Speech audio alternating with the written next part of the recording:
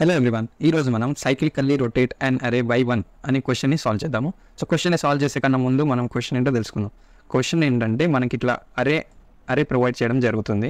So of N elements అంటే ఎన్ అంటే ఏంటి, నెంబర్ ఆఫ్ ఎలిమెంట్స్. ఎన్ వాడిస్తాడు, 5 అంటే 5 ఎలిమెంట్స్ అరే లోపల ఉంటాయని దాని మీనింగ్. ఓకే, మనం ఏం చేయాలంటే వీ షుడ్ రొటేట్ దిస్ అరే బై 1.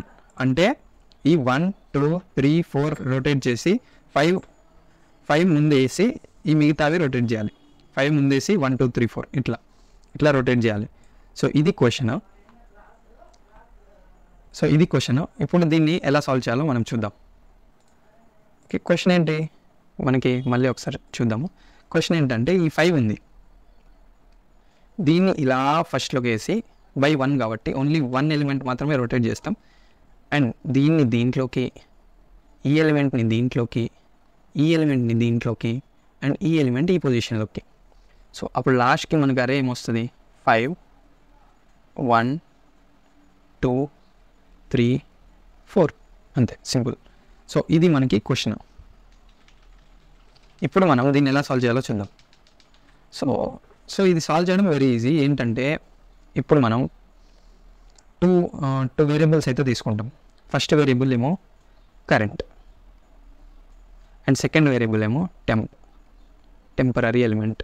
ఓకే, ఫస్ట్ టెంపరరీలో నేను ఏం చేస్తా అంటే 1 స్టోర్ చేసుకుంటా. ఓకే, 1 స్టోర్ చేసుకొని ఇప్పుడు ఏం చేయాలంటే ఈచ్ అండ్ ఎవ్రీ టైం కరెంట్ని నేను ఏం చేస్తా, ఫర్ లూప్ వాడి 2 నుంచి నెక్స్ట్ ఎలిమెంట్ అట్లా ముందుకు వెళ్ళేలాగా ఫర్ లూప్ వాడి ఐ అనేది ఫర్ లూప్ వాడి మనం లోపల మూవ్ చేస్తూ ఉంటాం. కరెంట్ ఏం చేస్తుందంటే మనం ఎక్కడైతే ఉన్నామో అంటే ith ఇండెక్స్ ఎక్కడైతే ఉందో ఆ ఎలిమెంట్ని స్టోర్ చేసుకుంటుంది. సో ఫస్ట్ మనం 2ని స్టోర్ చేసుకుంటాం ఎక్కడ, కరెంట్ లోపల. సో అప్పుడు కరెంట్ ఏమవుతుంది, కరెంట్ ఈక్వల్ టు 2 అవుతుంది. ఓకే, నెక్స్ట్ ఏం చేస్తామంటే ఈ పొజిషన్లోకి టెంప్ని అయితే కాపీ చేసుకుంటాం. సో అప్పుడు అరే ఏమవుతుంది, 1 1 3 4 5 అవుతుంది. సో ఈ అసైన్మెంట్ అయిపోయినాక అంటే టెంప్ని ఈ ప్లేస్లో పెట్టేసిన తర్వాత టెంప్ లోపల కరెంట్ ఎలిమెంట్ని స్టోర్ చేసుకుంటాం. ఇప్పుడు టెంప్ లోపల ఏముంటుంది, కరెంట్ ఎంత ఉంది, 2 ఉంది. Temp equal to 2. సో ఇట్లా అప్డేట్ అవుతుంది, టెంప్ అప్డేట్ అవుతుంది. నెక్స్ట్ ఏమవుతుంది, ఐ నెక్స్ట్కి వెళ్తుంది. సో కరెంట్ ఇక్కడ పాయింట్ అవుతుంది. ఇప్పుడు కరెంట్ లోపల 3 స్టోర్ చేసుకుంటాము. తర్వాత ఏమవుతుంది, 2ని అంటే టెంప్లో ఉన్న వాల్యూని ఇక్కడ వేస్తున్నాం. టెంప్లో ఉన్న వాల్యూ ఇక్కడ వేస్తే ఏమవుతుంది, అప్పుడు 1 1 2 4 5 అవుతుంది. ఓకే, ఇప్పుడు మనం మార్చింది ఏవి, ఇది మార్చింది. So in the same way ఇక్కడ కరెంట్ ఆల్రెడీ 3 ఉంది. సో ఈ అసైన్మెంట్ అయ్యాక ఏం చేస్తాం, టెంప్ లోపల కరెంట్ని అసైన్ చేస్తాం. అప్పుడు టెంప్ లోపల ఏముంటుంది, 3 ఉంటుంది. మళ్ళీ టెంప్ని ఎక్కడ అసైన్ చేస్తాం, కరెంట్ ఎప్పుడు ఇక్కడ ఉంది. సో ఇక్కడ 3ని అసైన్ చేసేస్తాం. 4ని కరెంట్ లోపల ఉంటుంది, కరెంట్ లోపల 4 ఉంటుంది. అండ్ అగైన్ టెంప్ లోపలికి 4 వస్తుంది. తర్వాత 5 బదులు 5 కరెంట్లో స్టోర్ చేసుకొని ఇక్కడ 4 వేస్తాం. 5 అనేది ఇప్పుడు లాస్ట్కి 5 అనేది మనకి కరెంట్ లోపల స్టోర్ అయి ఉంటుంది. ఓకే, 5 అనేది కరెంట్ లోపల స్టోర్ అయి ఉంటుంది. మనం అసైన్మెంట్ చేసిన తర్వాత ఏం చేస్తాం, టెంప్ని కరెంట్తో అసైన్ చేస్తాం. సో లాస్ట్కి టెంప్ లోపల వాల్యూ ఎంత ఉంటుంది, 5 ఉంటుంది.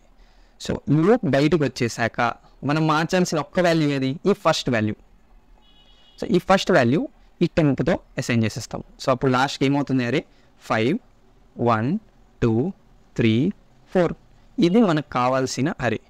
సో సైక్లికల్లీ రొటేట్ అరే బై 1 ప్రాబ్లం యొక్క సొల్యూషన్ ఇది. ఇప్పుడు దీనికి మనం కోడ్ రాద్దాం. సో ఫస్ట్ ఏం చేస్తాం, మనం టెంప్ లోపల టెంప్ అనే వేరియబుల్ తీసుకొని ఫస్ట్ ఎలిమెంట్ అనేది అసైన్ చేసాం. ఇక్కడ ఎలిమెంట్స్ అసైన్ చేసేటప్పుడు మీరు కన్స్ట్రెంట్ చాలా ఇంపార్టెంట్గా చూడాలి. ఏంటంటే ఇక్కడ ఎన్ అనేది అట్లీస్ట్ 1 ఎలిమెంట్ అని ఇచ్చాడు కన్స్ట్రెంట్. అంటే అరే లోపల పక్కా ఒక ఎలిమెంట్ అయితే పక్కా ఉండింది. సో అట్లాంటప్పుడు నేను టెంప్ని అరే 0తో అసైన్ చేయొచ్చు, ఏం కాదు. అట్లీస్ట్ 1 ఎలిమెంట్ అయితే పక్కా అరే లోపల ఉంటుంది. ఒకవేళ ఇక్కడ కన్స్ట్రెంట్స్లో మీకు 0 అని ఇచ్చాడు అనుకోండి, అప్పుడు ఇట్లా అసైన్ చేయలేరు. అప్పుడు కొన్ని టెస్ట్ కేసెస్ ఫెయిల్ అవుతాయి. ఓకే, ఇప్పుడు టెంప్ లోపలికి అసైన్ చేశాక మనం ఏం చేసాం, ఫర్ లూప్ వాడి for I in range of 1, మనము మీరు చూసినట్టయితే ఫస్ట్ ఎలిమెంట్ నుంచి కాకుండా సెకండ్ ఎలిమెంట్ నుంచి ఐటరేషన్ స్టార్ట్ చేసాం. సో సెకండ్ ఎలిమెంట్ నుంచి ఐటరేషన్ స్టార్ట్ చేయాలంటే ఇండెక్సింగ్ 0 నుంచి ఉంటుంది కాబట్టి సెకండ్ ఎలిమెంట్ యాక్సెస్ చేయాలంటే మనం 1 నుంచి ఐటరేషన్ 1 నుంచి రేంజ్ అనేది పెట్టుకోవాలి. ఎన్ అంటే లాస్ట్ ఎలిమెంట్ వరకు వెళ్తుంది. తర్వాత ఏం చేస్తాము, కరెంట్ ఎలిమెంట్ లోపల ఆ యొక్క పర్టికులర్ ఎలిమెంట్ అంటే అర్ ఆఫ్ ఐ. ఓకే, కరెంట్ లోపల అర్ ఆఫ్ ఐ పెట్టుకొని అర్ ఆఫ్ ఐలో ఏం పెట్టాము, ప్రీవియస్ ఎలిమెంట్ అంటే టెంప్లో మనకి ప్రీవియస్ ఎలిమెంట్ ఉంది చూడండి. ఇప్పుడు మనం అర్ ఆఫ్ ఐ అంటే అర్ ఆఫ్ 1 అని. ఓకే, అర్ ఆఫ్ 1 అంటే 2. ఓకే, కరెంట్ని 2తో అసైన్ చేసాము. టెంప్లో ఏముంది, అర్ ఆఫ్ ఐ -1 ఉంది చూసుకోండి. టెంప్లో ఏముంది, అర్ ఆఫ్ 0 ఉంది అంటే 1, అంటే ఇక్కడికి 1 వస్తుంది దాని మీనింగ్.